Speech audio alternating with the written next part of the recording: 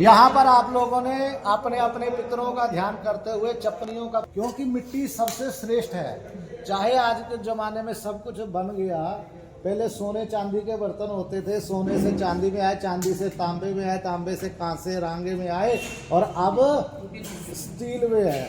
ठीक है, तो सब क्रम है, लेकिन सबको छोड़ करके सबसे पवित्र यदि कोई पदार्थ है तो वो है मिट्टी।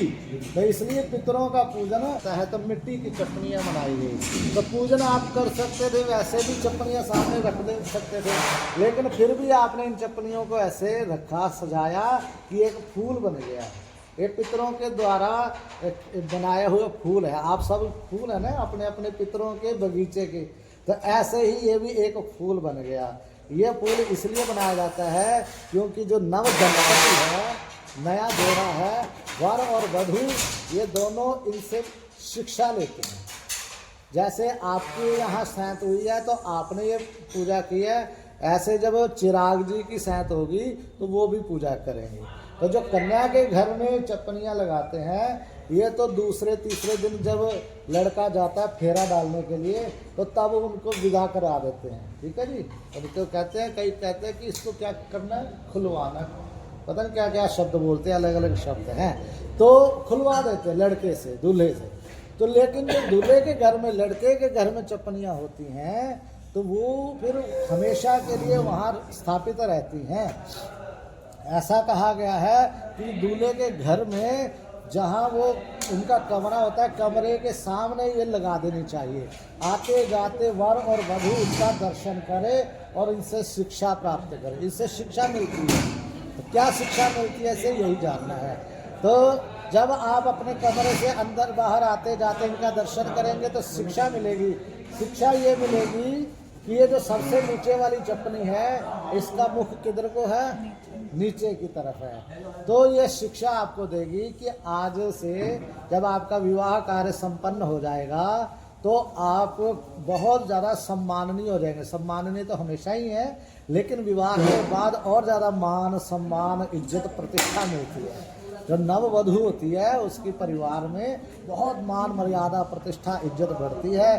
तो इतनी मान मर्यादा, प्रतिष्ठा, इज्जत को प्राप्त करके कहीं मन में अहंकार ना आ जाए। तो मन में अहंकार ना आए, अपनी नज़रें, अपनी दृष्टि सदा धरती पे लगा कर जमीन पे विनम्र भाव से रहे, ये शिक्षा देगी ये वाली चप्पनी। उसके बाद दो चप्पनियाँ हैं, वो इकट्ठी हैं और इनके अंदर आपने बहुत सामग्री, पूजा सामग्री स्थापित की, और अब इसके अंदर क्या है बाहर वाले को किसी को पता नहीं है। तो वर और वधू का व्यवहार भी ऐसा होना चाहिए। वैवाहिक जीवन का ये सूत्र है कि वर और वधू के जो आपस की बातें हैं, जो भी वो बातें करते हैं, वो उन दोनों के अंदर ही रहनी चाहिए। तीसरे व्यक्ति तक उनके भाव प्रकट नहीं होने चाहिए। क्योंकि शास्त्र में एक मंत्र है ना, एक वाक्य है, षड कर्णो भिद्यते मंत्रः। कोई भी बात जब 6 कानों में पहुंच जाती है तो फिर बात नहीं, वो कहानी बन जाती है ना। तो इसलिए 2 वर के कान और 2 वधू के कान, तो 6 कान नहीं होने चाहिए, 4 कान रहने चाहिए। जब भी कोई बात 4 कानों में रहती है तब तक वो बात है, जब 6 कान तक पहुंचे फिर बात नहीं, वो कहानी बन जाती है। इसलिए हमारी बातें कहानियां न बन जाए, घर घर की बातें न बन जाए। वर और वधू को इस चपनियों से शिक्षा लेनी है कि जैसे इनके अंदर में क्या है किसी को पता नहीं, वैसे हम दोनों के बीच की जो बातें वो हम तक ही रहें, ये शिक्षा। और ये चपनी, इसका मुख किधर को है, ऊपर को है। आज से आप गृहस्थ जीवन में जा रहे हैं और गृहस्थ जीवन में आप व्यस्त भी हो जाएंगे।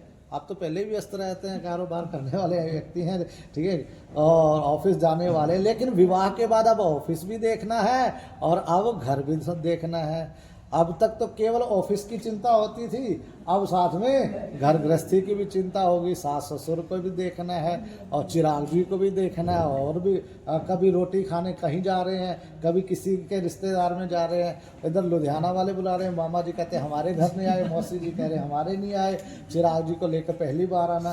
तो जीवन जो है एकदम व्यस्त हो जाएगा। गृहस्थ जीवन व्यस्त जीवन है। इतने व्यस्त जीवन में आप ये ना भूल जाएं कि ऊपर भी कोई बैठा है। तो अपने गृहस्थ जीवन में, अपने व्यस्त जीवन में आप कुछ समय ऊपर वाले के लिए भी निकालें, परमात्मा के लिए भी निकालें, श्री हरि के लिए निकालें। ये आपको ये चप्पनी उपदेश देगी। इस तरह से ये चप्पनियाँ जो है आपको गृहस्थ जीवन का उपदेश देती हैं। बोले लक्ष्मी